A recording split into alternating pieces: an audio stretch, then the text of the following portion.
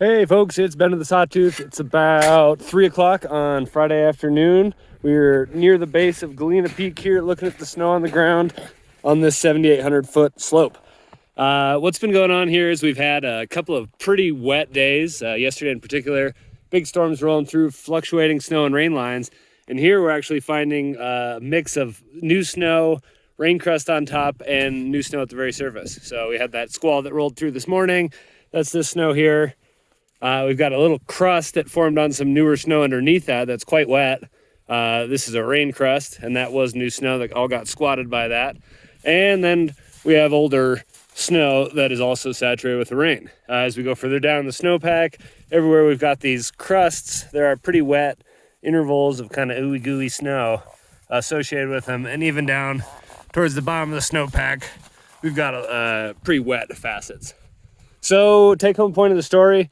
We've got a variable snowpack. I'm going on a little tour of this. I'm going to climb up and dig a couple more holes, and let's see what we find. All right, so we're just 300 feet higher than we were before, 8,150 feet here, and the snow looks pretty different. Instead of that kind of mash of mostly wet snow with a little dry snow in between here, we're starting to see quite a bit more dry snow, up to about a foot, and we've got this rain crust, probably sometime overnight, and the new snow from today on top. I'm seeing some, in my stability test, I'm seeing some breaks within this snow, but I'm also getting some propagating fractures at the base of the new snow, where it's still quite wet here, and the whole slab is breaking. Main point here is that there is just a huge amount of variability. In just 5 minutes, I've gone from something that's completely different to this, and as I climb higher, I'm expecting to see more snow, less of this falling as rain, and heading into an environment where I've got some dry wind slabs to worry about eventually. Let's keep moving up the hill. All right, so we're about 350 or 400 feet higher than we were before, 8,500 feet here, and that rain crust in the middle of the new snow has gone away, and we only have this dense snow that's fallen, but it definitely has rained prior to that. We've got quite wet snow going down in the snowpack, particularly along weak layers and crusts and stuff like that. And then as we get further down, we get some fairly weak wet facets down here. This is actually the base of a slab here that I'm doing stability tests on. This is failing in a fairly unstable way, and those facets are really quite weak and ugly here, and they've gotten wet for really the first time. And even below those, we have more weak wet facets near the ground. One thing I'm particularly worried about is when this new snow on top here melts.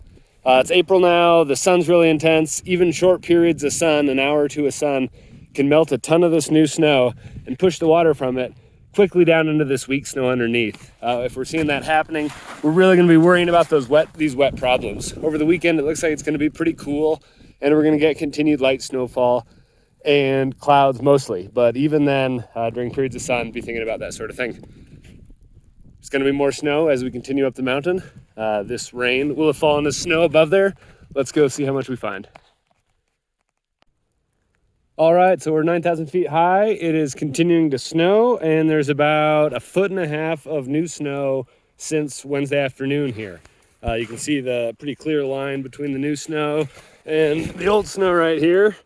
And underneath this, we are continuing to see snow that got rained on. There's a bit of a crust on the top of it, but as you go down, there's some somewhat wet layers, and you're finding water at a lot of these crusts. This one's particularly wet. And there's also wet snow all the way to the ground. What we're thinking about right in a spot that looks like this is we can definitely see wind slab behavior in this upper snowpack. The bond here appears to be relatively strong, but when I'm going into windier terrain, that's definitely on the table. And then we're still thinking about this weird wet stuff, particularly or especially when we're melting this upper snowpack here and flushing it to these weak layers that we've been worried about in this zone all year long, including this weak snow near the ground. So keep an eye out for that. If you're out in the mountains and you're enjoying snow and then all of a sudden it's hot and you know that it's melting, be aware that this may be destabilizing the snowpack quickly. These kind of avalanches are hard to predict, but we've got the setup for it. Take care out there. Enjoy the new snow. Up we go further into the mountains.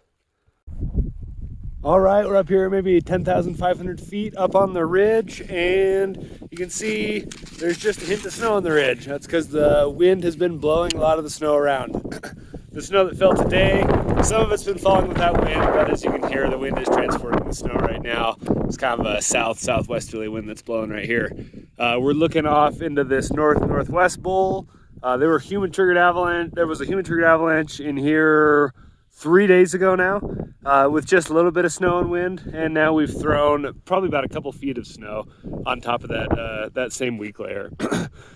These spring weak layers, they tend to heal relatively quickly, but this is a pretty significant loading event. Several feet of new snow. In wind-loaded areas, you may find drifts 2, 3, 4 feet deep and hundreds of feet wide, and that's a big avalanche. So if you're heading out in the mountains tomorrow, Saturday, anticipate that when you get up and upper elevations, finally escaping all the wet stuff, that there will be wintry problems to deal with and loose problems if the sun comes out. Thanks.